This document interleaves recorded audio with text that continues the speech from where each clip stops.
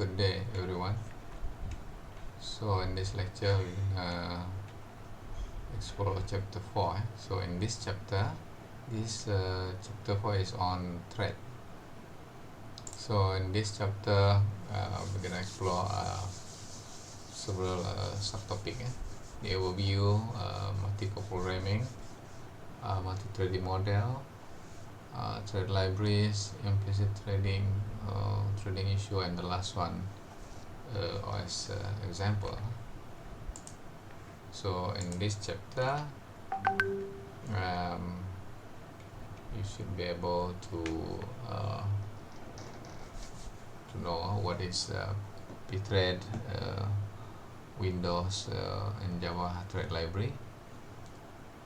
We also explore some of the issue in implicit threading and multi-thread programming. Also the support for thread in Windows and Linux, and also the Java implementation of thread.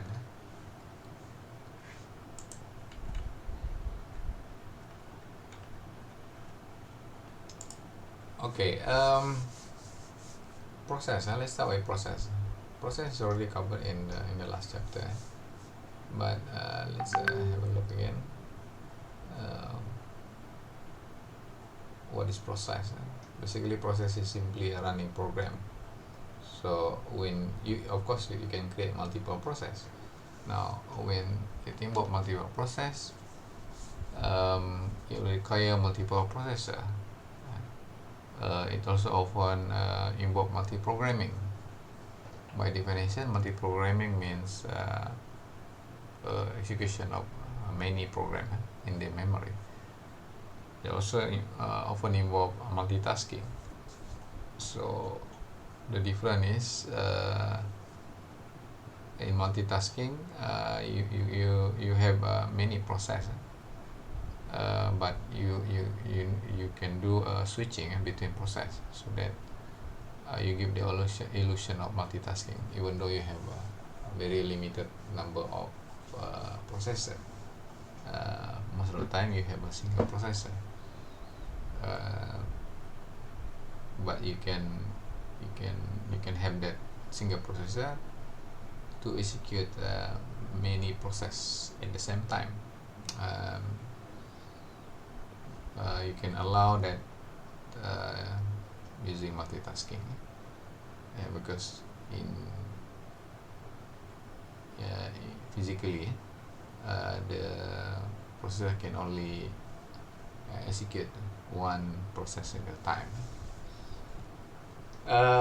Of course, in process mechanism, you can create a child process, but in a child process, the child process itself will have their own control of the resources and data. Right? So you want to try to reduce that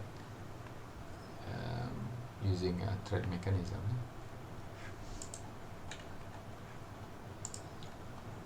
Okay, this is the overview of thread. By definition, it is simply a basic unit of CPU utilization. Very similar to process. Thread will have their own ID, the program counter, register set, and stack. You can have a thread belong to the same process. When threads belong to the same process, they share code section, data section, and also resources. These resources include the open file, signal, and so on. Most of the time, threading process can only have a single thread.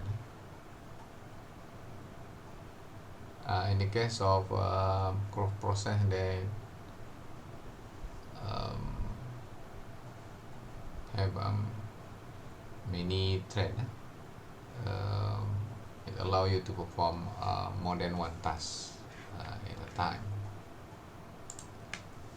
So this diagram shows the difference between a single-threaded process and a multi-threaded process. So in a single-threaded process, you have single thread, although it separate the two sections between the code data file and the register stack. For single thread, you will have the register and stack assigned to it, solely assigned to the single thread.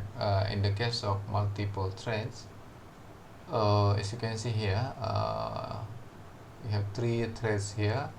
These 3 will share the code and data and file section, but each of these 3 threads have their own register and stack.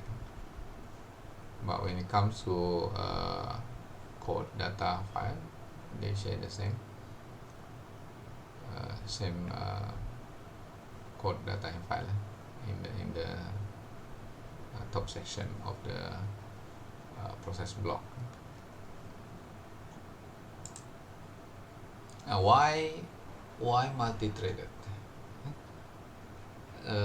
Most of the modern applications are multi-threaded.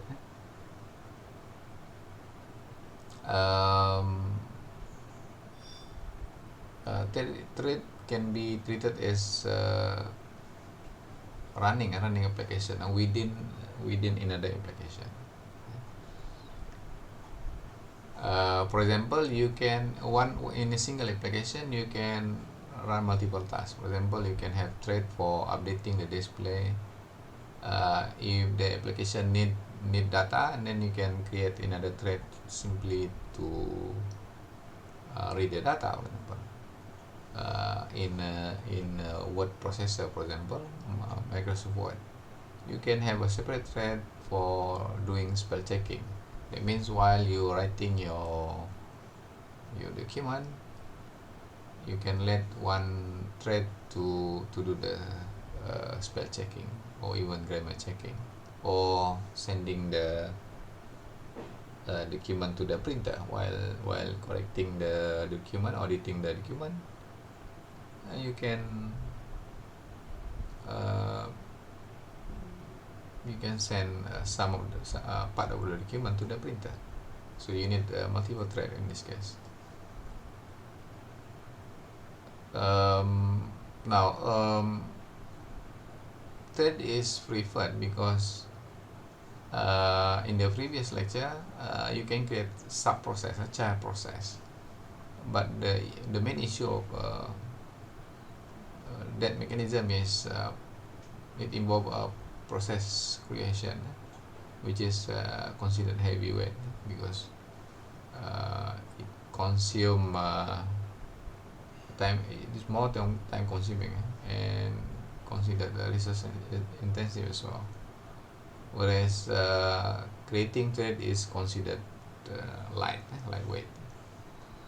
And another advantage is it simplify coding, increase efficiency. Kernel are generally multi-threaded.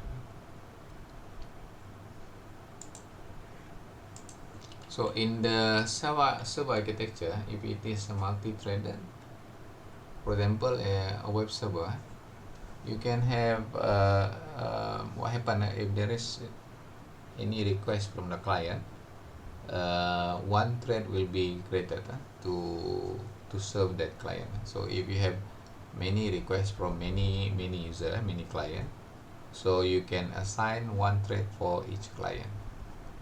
So it is the common mechanism for client server architecture. So any new requests will be treated by separate thread. So each request will have unique thread to serve the request by different client. What are the benefit of multi-threading? The first one is responsiveness, because you allow multitasking. That means the response is very quick, very quick. Through, because you can switch between thread, which is much easier, much faster compared to switching between process. Because remember, thread is considered lightweight. Resource sharing, this can be done easier because they share the same data, same code, and also same resources. So you don't have to the communication between the process doesn't need to be through shared memory or message passing, as you do in through communication between process. So communication between thread is much easier, because they share the same data, same code, and same resources. Economy, cheaper process creation, involve context switching, whereas for multi-threading it involve thread switching, which is much lower in terms of overhead. And then the last one is scalability.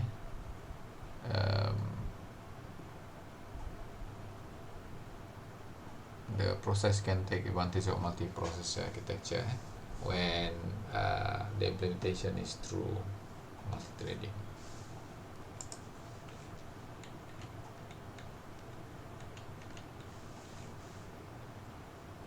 Okay, multi-core programming. Sometimes we call it multi-processor as well.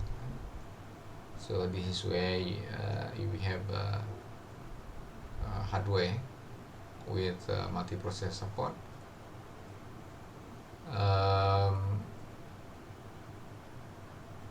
It is good for end user, but for programmer, there are issues that need to be considered.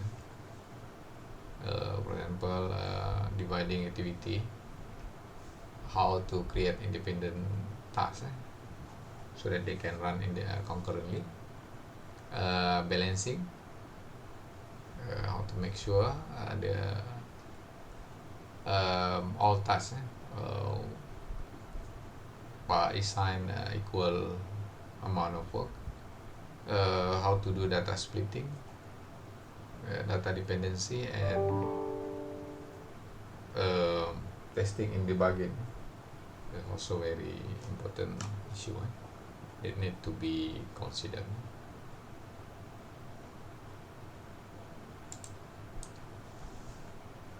Okay, what is concurrency and parallelism? There are similarity but also difference. It is similar in terms of it allow you to run many tasks at the same time. The different, concurrent execution on single core. What happened here? Your hardware only support single core. So if you want to achieve concurrency, you can only achieve concurrency in a single processor. So you can achieve that through a switching mechanism. So for example, here you have 4 tasks here. So instead of executing each task one by one, that means T1 is executed first from initial to end of the instruction. So that means T2 have to wait for T1 to finish. But in that case, the response is very poor. So if you want to provide quick response, then you can do switching. That means perform portion of T1 and then switch to T2, perform part of T2, switching to T3, perform a portion of instruction in T3, do the same to T4, and then continue with T1, executing the remaining instruction in T1, T2, T3, T4, and so on. So you can do switching between the 4 processes on a single core. You can achieve concurrency. Parallelism, you can execute this on multi-core system. So I have one here very similar to concurrency, but over here the hardware support more than one core. For example, in a dual core, you can have if you have 4, you can assign 2 tasks to the first core and the remaining 2 tasks to for example here T2 and T4 to the second core. Very similar, but over here this is what you call parallelism. You have different separate core to different to handle separate tasks. So of course parallelism is better than concurrency, although the goal is the same, which is to perform multitasking. Okay, in multi-programming also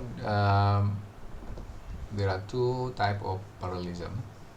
One is data parallelism and the other is task parallelism. The difference is that in data parallelism you assign different section to different core. For example, you have a set of data. The first section you assign to first core. The second section of the data you assign it to core 2 and so on. Whereas in the case of task parallelism, the same set of data you perform different tasks. For example, core number 0 performing add operation to the data, and then you have core number 1 to perform multiple multiplication operation to the data. Core number 2, for example, you perform task to find the smallest value from the data set, and core number 3 you can assign another different operation. So that is the difference between data parallelism and task parallelism.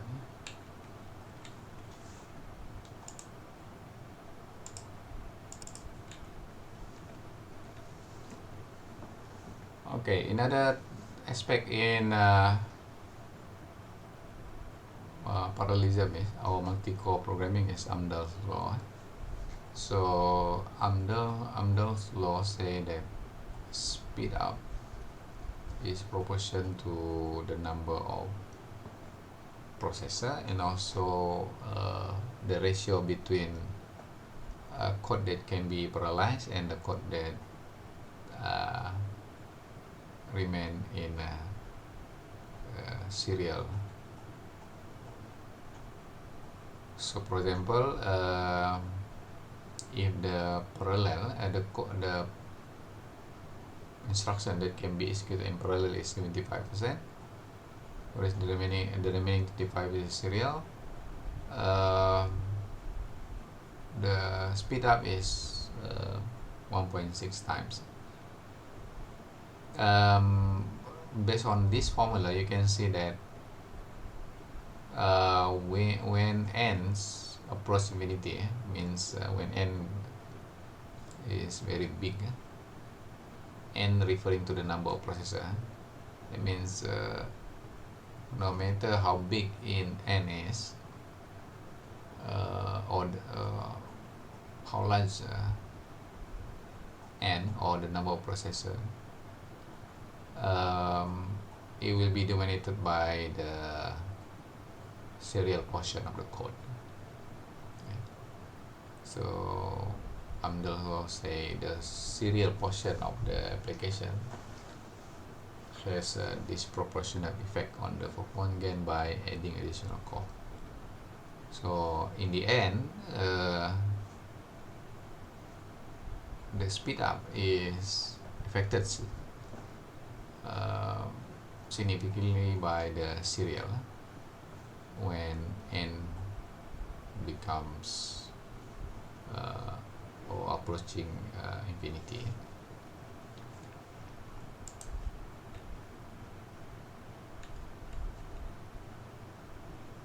Okay, the implementation of thread. There are two types of threads, user thread and the kernel thread. In terms of implementation, depending on the platform, for Linux or Unix, the implementation is based on POSIX pthreads. In Windows, the library is Windows thread. For JVM, Java Machine, Virtual Machine, it rely on Java thread library. Kernel thread is the thread that's supported by the kernel. Example is most of the big operating system, they all support kernel thread. So you have user thread and kernel thread. For user thread, the implementation is based on these three main library.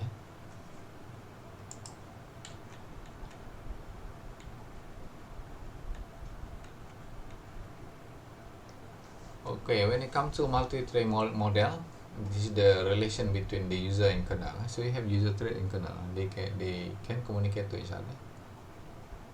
So the communication model or the relationship between user thread and kernel thread can be in the form of many to one, one to one, or many to many.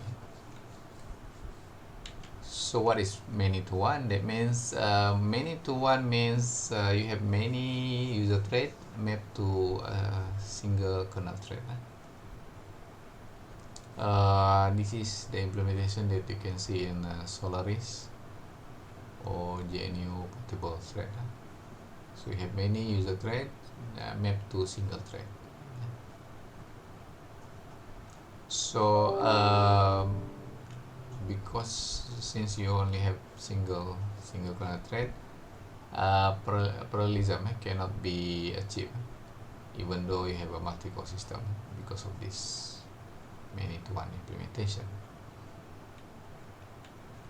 The second form is one-to-one mapping. That means one user thread mapped to one single kernel thread. Okay? So that means each user will have their own kernel thread. Of course, this one much better than many to one. You can implement this if you have a multiprocessor. That means you can achieve parallel on a multiprocessor.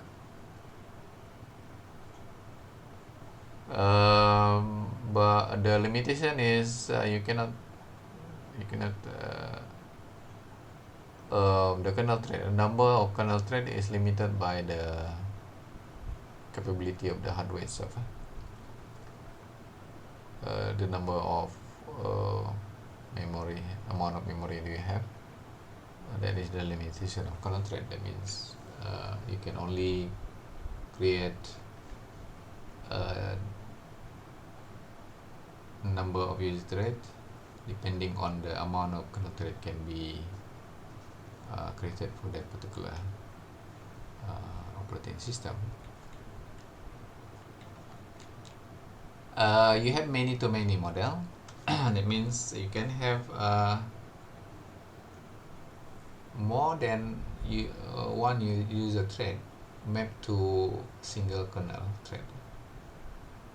So for this case, you can have bigger number of user thread compared to kernel thread. So the number of kernel thread is smaller or equal amount compared to user thread. The implementation can be found in Solaris, especially in version 9, prior to version 9. That means from 8 and below. And you can also found the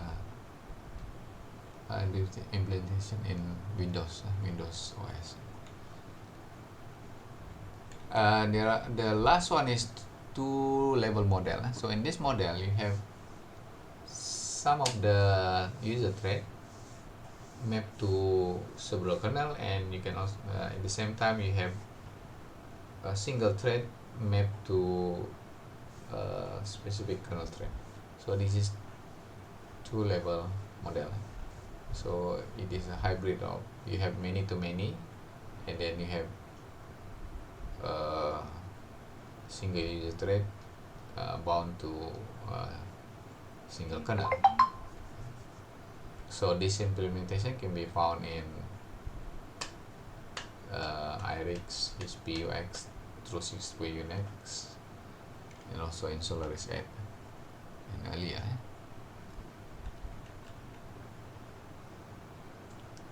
Okay, thread library. Then of course it provides the API to create and managing thread. The implementation can be you have the library all in the user space. This is function call. You can also have the library supported through kernel level library. Through kernel level library, you call it system call. The strategy of multi-threading can be asynchronous or synchronous. If it is asynchronous, that means the parent and the child can be executed concurrently and independently. If it is synchronous, that means the parent thread must wait for his children to be initiated. Again, the main library, the three main library for implementing thread is POSIX vthread. This is for Linux, Unix, FreeBSD, Mac OS, and then you have library for Windows, and lastly for Java. You can also implement thread with Java.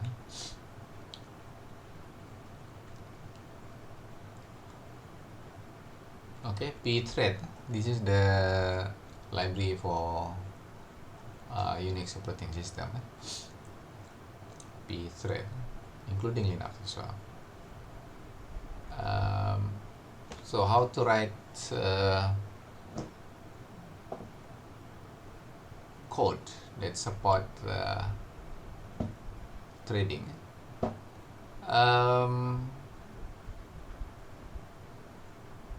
Okay, this is an example of simple program to create a thread and implement a thread. The key part here is the declaration of identifier and the attribute. As you can see here, pthread t and vthread attribute. So TID is the variable name for the thread identifier, and ETTR is the attribute of that identifier. So you need these two components, and the last component is the the function to implement the thread. You can give it any other name. For example, here the name is runner, but it must return pointer to void, and the parameter also must be of pointer to void data type. You can give any other name, runner and param, for example, here, but the data type must be pointer to void for return value of the function, and also the parameter of the function. The function must be pointer to void.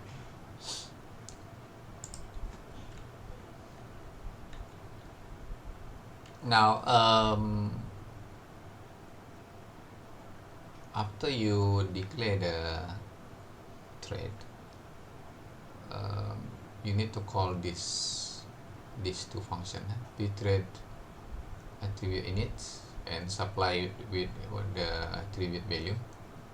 Ampersand here means address of attribute, because you need to supply with the address of the attribute. And then once you initialize, you can create a thread by using pthread create call. You need to supply the ID of the thread, attribute of the thread, and the name of the function to implement the thread, and any other argument. And once finished, you can call the pthread join. Pthread join will wait for the thread. So once the thread is finished, you will execute the joining here, pthread join, and then after that you will execute the subsequent statement. So of course this is the runner here. This is the implementation of the thread function.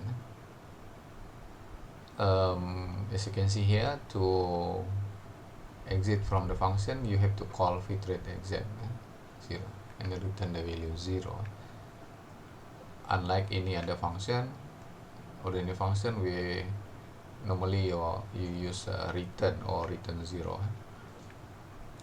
To exit from the runner, from the thread function, you have to call pthread exit. Another option to declare a thread is using array of thread. This is a better idea. For example, here you declare 10 thread, so you declare this thread as an array of thread. So by doing this, much easier for you to call the pthread join. So instead of specifying pthread joins based on the number of thread that you have declared, so you can use loop to call the pthread join for each thread. That means if you consider storing the thread in an array, then instead of declaring a single variable here using TID, you can specify the number of thread that you want to create using an array. Similarly, attribute can also be declared as an array, except for the thread call, you have to specify one by one. So if you have more than one thread call, then you have to specify it one by one here, and then the implementation also you have to specify different implementation for different thread. So using array to store the number, the thread ID is a good practice. So this is the implementation of multi-threaded in Windows. The logic is very similar to POSIX implementation. The difference is in terms of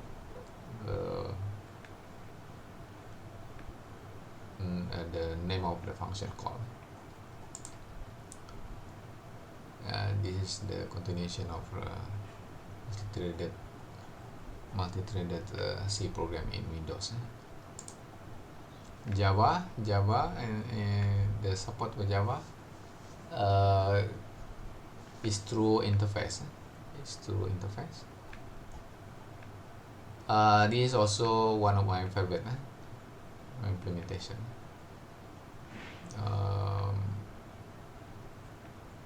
Most of the time when you write Java program, if you want to provide a quick response, then you can implement Java thread.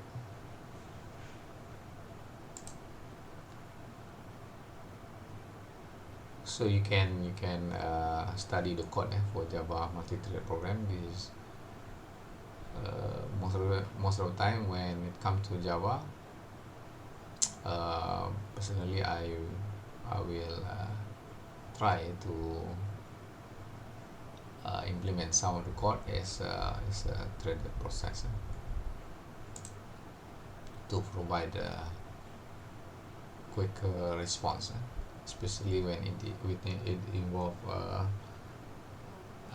GUI programming.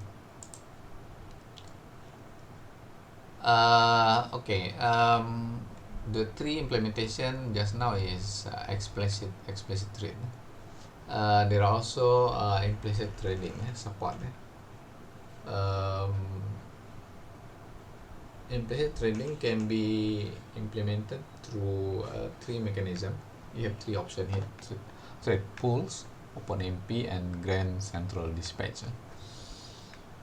So this is implicit threading. That means you don't have to write your own code to create the thread, to declare the thread function, to specify the attribute of the thread. Through implicit threading, it is done implicitly. So you just need to specify which section you want to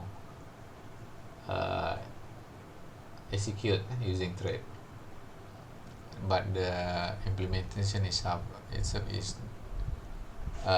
performed by the system implicitly. There are three mechanisms available. The first one is thread pools. So what happened here is the OS itself provide a pool of thread that is ready to be used by the code that you have written.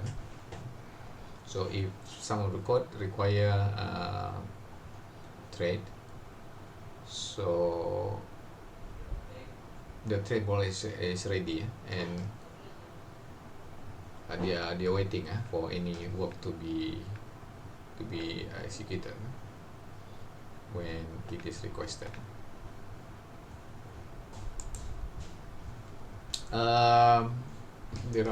The second option is if you use OpenMP. So in the case of OpenMP, you just need to use macro pragma macro to specify that certain block of certain section of the code must be executed as a thread in the thread. So you just need to specify the pragma macro and then enclose the code in a bracket. curly bracket. So those code will be executed in a separate thread. So this is OpenMP. The last option is through GCD. So instead of using macro, so you can use this syntax. Any code within this syntax in this block will be sent to the separate thread, so that this code can be executed separately, independently. So there are these are the three options for implicit threading. Threading issues. When designing a multi-threading program,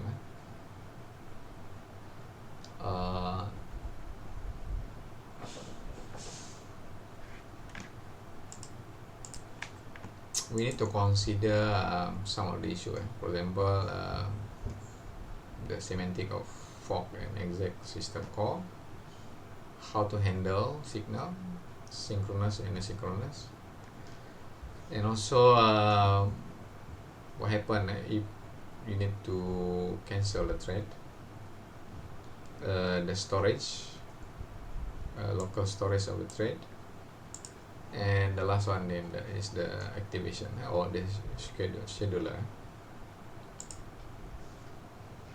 As you know, to create new process you use fork. The other option is exec. The only difference is exec replace the memory space with the new program. Now when you use fork,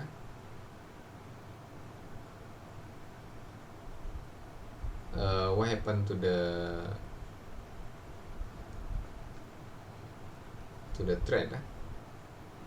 Do you need to duplicate the calling thread or the all thread for that process? In Unix you have there are two options. You can duplicate all the threads, or you can only duplicate the thread that invoke the fork. Whereas for exec, it simply replaces the running process, including all thread. That is the issue of fork and exec. Signal handling. How about signal handling?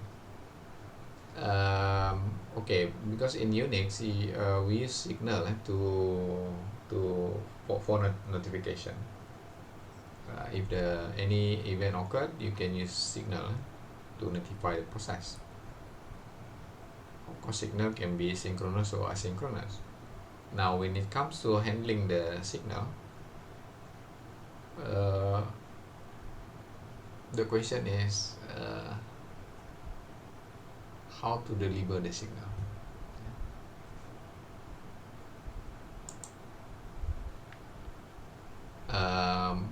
Because it is easier for single threader. It simply pass the signal to the receiving process. Single thread is easy. What happened for multi-threader? Which in the receiving process, which thread will receive the signal? Do you need to deliver the signal to every thread in the receiving process, or you only deliver the signal to certain thread in the process, or you specify a certain thread to receive the signal? So these are the questions that need to be considered when implementing signal handling in a multi-threaded application. And the next issue on is on cancellation, trade cancellation. There are two approaches, asynchronous cancellation and deferred cancellation. Asynchronous, that one is easy. Specify the target, and then you can cancel the trade immediately. For deferred cancellation,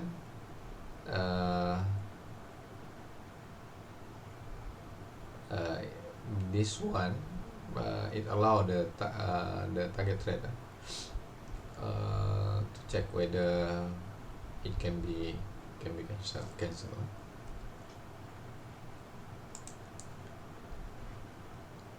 Now there are also trade that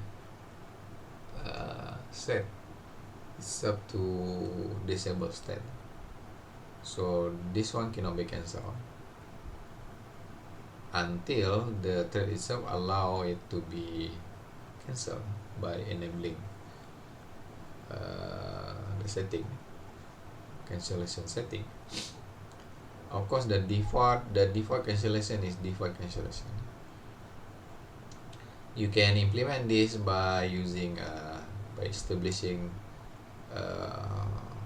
pthread test cancel in your code.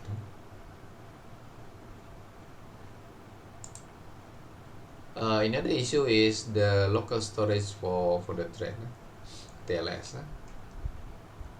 As you know, the general implementation of thread is that they share the same resources. If you have multiple thread, all the threads will share the same resources. That means the storage is also shared among the multi-threaded. TLS allow each thread to have their own copy of the data. That means they have section of data that are not shared among the multi-threaded.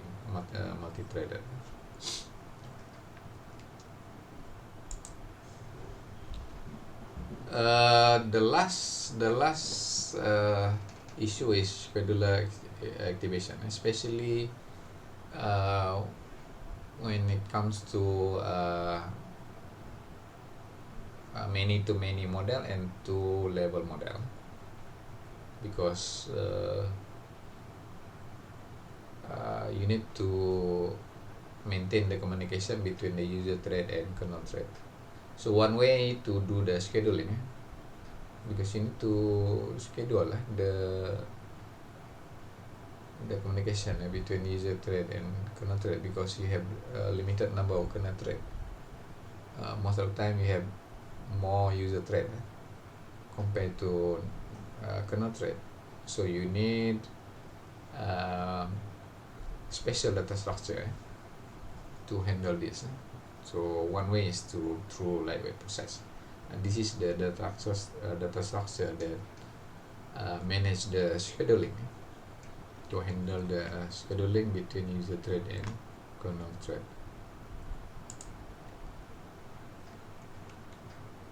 So of course, thread can be implemented in Windows and Linux, slightly different in terms of implementation, but the concept should be similar.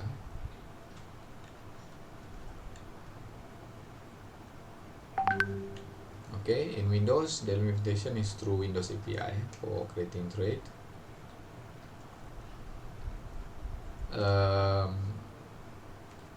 In Linux,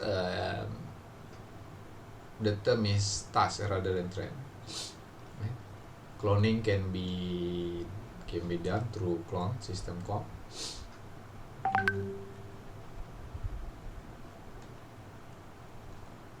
Yeah, that's the end of chapter 4.